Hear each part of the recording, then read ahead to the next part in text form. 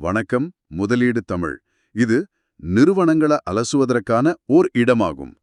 இன்னைக்கு நம்ம avenue super marts limited, அதாவது நம்ம எல்லாருக்கும் தெரிஞ்ச டிமார்ட்டை பத்தி கொஞ்சம் ஆழமாக பார்க்க போறோம். இதோட பிசினஸ் மாடல் எப்படி இவங்க ஜெயிக்கிறாங்க அப்படிங்கறத அலசலாம். டிமார்ட்டோட அந்த தொடர்ச்சியான வளர்ச்சி இருக்கு, அதுக்கு பின்னால நிறைய விஷயங்கள் இருக்கு. குறிப்பா அவங்களோட கடை விரிவாக்கம், அப்புறம் பிரைவேட் லேபிள்ஸ், அதாவது சொந்த பிராண்டுகள், செலவு கட்டுப்பாடு, இப்போ புதுசா வர குயிக் காமர்ஸ் மாதிரி சவால்களை எப்படி சமாளிக்கிறாங்க, தலைமை மாற்றம், இதெல்லாமும் பேசலாம். சரி, அப்போ ஆரம்பிக்கலாம். முதல்ல இந்த போரிங் அப்படிங்கிற விஷயத்தை எடுத்துப்போமே. கடைகள் பார்த்தா ரொம்ப சிம்பிளா இருக்கும், பெரிய விளம்பரம் கிடையாது, விலை குறைவா இருக்கும். இதனால தானே அப்படி சொல்றாங்க? ஆமா, ஆனா அவங்களோட நிதிநிலைய, அதாவது ஃபைனான்சியல்ஸ பாத்தீங்கன்னா மிரட்டலா இருக்கும். ரெவென்யூ, அதாவது வருவாய், FY 23ல கிட்டத்தட்ட 48,840 கோடி. ஆமாம். அது FY 25ல பாத்தீங்கன்னா 59,358 கோடியா உயர்ந்திருக்கு. இது 17% CAGR, அதாவது கூட்டு வருடாந்திர வளர்ச்சி.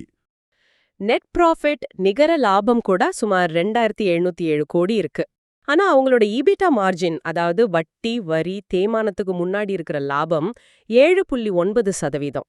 இது கொஞ்சம் கம்மியா தெரியுதே. ஆமா, மேலோட்டமா பார்த்தா அப்படி தோணலாம். ஆனா ROCE, ROE மாதிரி மெட்ரிக்ஸ் பார்க்கணும். அதாவது ROCE, return on capital employed, முதலீடு செஞ்ச மூலதனத்துல எவ்வளவு வருமானம் வருதுன்னு, அது 17.8%. ஓஹோ.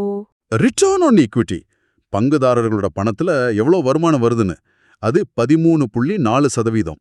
இது ரெண்டுமே இண்டஸ்ட்ரியில டாப். அப்போ இந்த EBITDA மார்ஜின் கம்மியா இருந்தாலும் முதலீட்டுல நல்ல வருமானம் எடுக்கிறாங்க. எப்படி? அதுக்கு காரணம் அவங்களோட இன்வென்ட்ரி மேனேஜ்மெண்ட் ரொம்ப திறமையா இருக்கு. அப்புறம் நிறைய கடைகள் அவங்களுக்கு சொந்தமானது. ஓ, வாடகை செலவு கம்மி. ஆமா, அதனாலதான் அந்த சலிப்பான ஊத்தி நல்ல லாபம் தருது. அப்போ இந்த வளர்ச்சிக்கு முக்கிய இன்ஜின் எது? அது அவங்களோட ஸ்டோர் மெஷின் தான். கடை விரிவாக்க திட்டம். FY 25 கடைசியில பார்த்தா 415 கடைகள். போன வருஷம், அதாவது FY 25ல 50 புது ஸ்டோர்ஸ் திறந்திருக்காங்க. 50? அது பெரிய வேகமாச்சே. பயங்கர வேகம். ஒவ்வொரு வருஷமும் 10% கடைகளை அதிகப்படுத்தணும்னு பிளான் பண்றாங்க. இப்போ எங்க ஃபோக்கஸ் பண்றாங்க? இப்ப அவங்களோட கவனம் நார்த் இந்தியா பக்கம் திரும்புது. உத்தரப்பிரதேஷ், பஞ்சாப், பின்ன NCR, அதாவது டெல்லி சுத்தி இருக்கிற பகுதிகள். இவ்ளோ வேகமா கடை திறந்தா செலவு அதிகமாகி லாபம் குறையாதா? இதுக்கு நிறைய கேபெக்ஸ், அதாவது மூலதன செலவு தேவைப்படுமே. நல்ல கேள்வி. மெட்ரோ இல்லாத ஒரு ஊர்ல கடை ஆரம்பிக்க நிலத்தோட சேர்த்து கிட்டத்தட்ட 300 கோடி ரூபாய் கேபெக்ஸ் ஆகும். ஆனா 5 வருஷத்துல அந்த கடை லாபம் பார்க்க ஆரம்பிச்சிடும். 5 வருஷத்துலயா? ஆமா. இதுவே நிலம் குத்தகைக்கு எடுத்தா வெறும் 2.5 வருஷத்துல லாபம். அடேங்கப்பா, இது ரொம்ப எஃபிஷியன்ட்டா இருக்கே. அதான், இந்த திட்டமிட்ட வேகமான விரிவாக்கம் தான் அவங்களோட வளர்ச்சி இயந்திரம். சரி, விரிவாக்கம் ஓகே. வேற என்ன பெரிய பலம் இருக்கு டிமார்ட்க்கு? பிரைவேட் லேபிள்ஸ் பத்தி சொன்னீங்களே. ஆமா, அது அவங்களோட இன்னொரு பெரிய வெப்பன். பிரைவேட் லேபிள் மோட் அப்படின்னு சொல்லலாம். ஒரு பாதுகாப்பு அரண் மாதிரி. மோட்? ஆமா, சொந்த பிராண்டுகள் மூலியமா இவங்க ஒரு 20-20-20 ரூல் ஃபாலோ பண்றாங்க. 20-20-20 என்னது அது?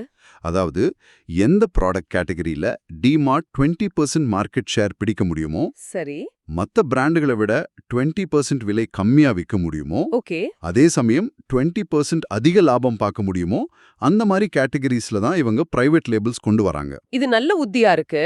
லாபமும் அதிகம், கஸ்டமர் லாயல்ட்டியும் அதிகமாகும் இல்லையா? கரெக்ட். வாடிக்கையாளர்கள் டிமார்ட் பிராண்டை நம்பி வாங்க ஆரம்பிப்பாங்க. சுவாரஸ்யமா இருக்கு.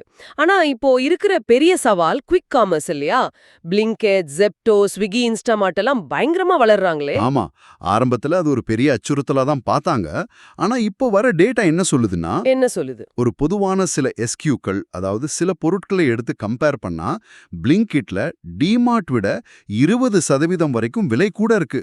20%? ஆமா, ஸ்விக்கில 19% வரைக்கும் கூட இருக்கு. ஏன் இவ்ளோ வித்தியாசம்? காரணம் சிம்பிள். குயிக் காமர்ஸ்க்கு பிக்கிங், பேக்கிங், டெலிவரி செலவுலாம் இருக்கு. ஆட்கள் தேவை. அந்த செலவு டிமார்ட்க்கு இல்ல. அவங்க கிட்ட நாமளே போய் வாங்குறோம். அதேதான். டிமார்ட் 14-15% கிராஸ் மார்ஜின்ஸ்ல கூட ஆபரேட் பண்ண முடியும். ஆனா குயிக் காமர்ஸ்க்கு 20% மேல தேவைப்படும். அப்போ குயிக் காமர்ஸோட போட்டி யார் கூட? உங்களோட உண்மையான போட்டி மளிகை கடைகளோட, கிரானா ஸ்டோர்ஸோட தான், டிமார்ட்டோட இல்ல. சரி, அடுத்து லீடர்ஷிப் மாற்றம் பத்தி ஒரு செய்தி வந்துச்சு. நெவில் நரோனா போயிட்டார் இல்லையா? ஆமா, ரொம்ப வருஷம் சிஇஓவா இருந்த நெவில் நரோனா பதவி விலகிட்டாரு. இப்போ அன்ஷுல் அசாவா வந்திருக்காரு. அவரும் யூனிலிவர் பேக்ரவுண்ட் தான். ஓ அப்படியா? அவர் என்ன சொல்றாரு? அவர் சொன்ன விஷயமே நல்லா போயிட்டு இருக்கிறத மாத்த வேண்டாம் அப்படிங்கிறது தான். அதாவது அளவை பெருசாக்குறது, திறமைய வளர்க்கறது, வேகத்தை கூட்டுறது, இதுல தான் கவனம் செலுத்த போறோம்னு சொல்லியிருக்காரு. அப்ப ஸ்ட்ராட்டஜி மாறாதுன்னு சொல்ல வரீங்க? ஆமா, ஒரு தொடர்ச்சி இருக்கு. எல்லாம் நல்லாதான் இருக்கு. ஆனா ரிஸ்க்னே இல்லையா? வேல்யூவேஷன் பத்தி பேசணுமே. நிச்சயமா ரிஸ்க் இருக்கு. ஒன்னு, இவ்ளோ வேகமா கடை துறக்கறதுனால ஷார்ட் டேர்ம்ல செலவு அதிகமாகி லாப வரம்பு குறையலாம். அப்புறம் குவிக் காமர்ஸ் வளர்ந்துகிட்டே இருக்கு. எஃப்எம்சிஜி கம்பெனிகள் இப்போ நேரடியா மக்களுக்கு விற்கிறாங்க, D2C. டிமார்ட் பங்கு விலை ரொம்ப அதிகம். கிட்டத்தட்ட 105 மடங்கு பி ரேஷியோல ட்ரேட் ஆகுது. 105 மடங்கா? ஆமா, அதாவது ₹1 சம்பாதிக்கிறாங்கன்னா பங்குச்சந்தை அதுக்கு ₹105 விலை கொடுக்குது. இந்த வேல்யூவேஷனை நியாயப்படுத்தணும்னா கம்பெனி தொடர்ந்து அசாதாரணமா பெர்ஃபார்ம் பண்ணணும். பாருங்க, சவால்கள் இருக்குதான். ஆனா நீண்ட காலத்துல பார்த்தா டிமார்ட்டோட அந்த டிசிப்ளின், செயல்திறன், செலவு கட்டுப்பாடு, பிரைவேட் லேபிள்ஸ்ல அவங்க காட்டுற கவனம், இதெல்லாம் ரொம்ப முக்கியம்.